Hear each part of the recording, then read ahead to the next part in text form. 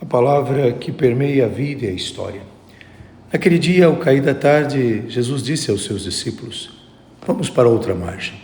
Eles despediram a multidão, levaram Jesus consigo. Assim como estava na barca, havia ainda outras barcas com ele.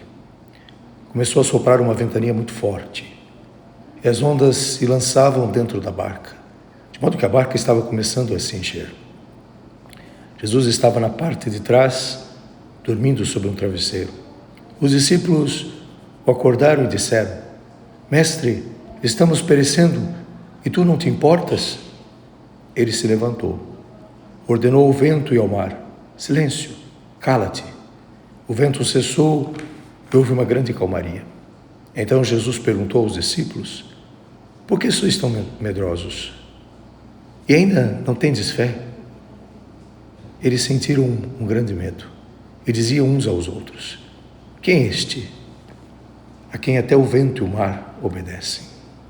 Hoje seguimos um pouco a reflexão de Antônio Pagola, que intitula esse Evangelho de Marcos com a temática "O medo de acreditar". De fato, parece que há no coração de nosso coração, que a gente prefere sempre aquilo que é mais fácil. E tudo aquilo que faz evitar com que exista risco e sacrifícios reais. A nossa vida sempre é uma busca de uma sensação de segurança. Recuamos, até mesmo nos trancamos na passividade enquanto descobrimos as demandas, as lutas que acompanham a vida com certa profundidade. Ter uma vida com profundidade é ter uma vida sempre em crise, sempre desafiada a se pensar. Temos medo de levar uma vida a sério, assumindo a nossa existência. É uma responsabilidade, isso nos dá medo. Por isso que preferimos sempre a demandar ao outro que dê a resposta, ou que nos indique o norte. De fato, é mais fácil a gente se instalar na continuidade, se ousar enfrentar o sentido último da nossa vida no cotidiano. Preferimos continuar aquele movimento que está aí sempre.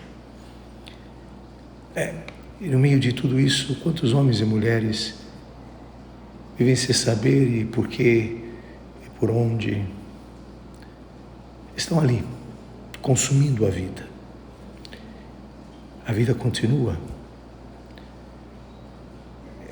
mas essa vida que continua, que gastamos, é uma vida que não incomoda.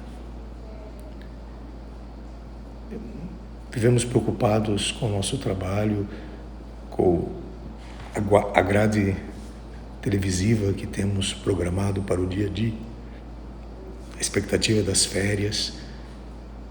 O que mais é preciso procurar? O que mais? Uma sociedade anestesiada. Não tem muita coisa a procurar. Vivemos tempos difíceis, de fato. De alguma forma, a gente precisa reagir. Então, cada um de nós procura, com maior ou menor esforço, tranquilizantes que nos convêm. Embora por dentro a gente sinta um vazio, uma falta de sentido, mas a nossa covardia em viver a nossa existência é muito mais ampla e nos dá medo da profundidade. Aqueles que facilmente se dizem crentes deve-se ouvir sinceramente as palavras de Jesus, né? Devemos ouvi-las como ouvimos no Evangelho de hoje. Por que vocês são tão medrosos, covardes? Vocês ainda não têm fé. Talvez o nosso maior pecado contra a fé e o que bloqueia de fato a sinceridade do Evangelho é esse medo. Vamos dizer que honestamente não ousamos levar a sério tudo que o Evangelho significa. temos medo de ouvir o chamado de Jesus, porque Ele pede para ir à nossa casa. Talvez isso é um pouco incômodo, porque ali está um pouco a estrutura que vivemos no cotidiano.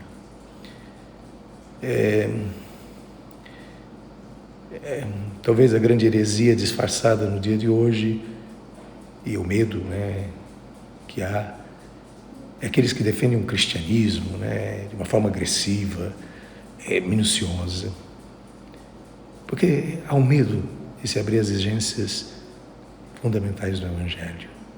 Há medo, porque nos coloca num terreno desconhecido.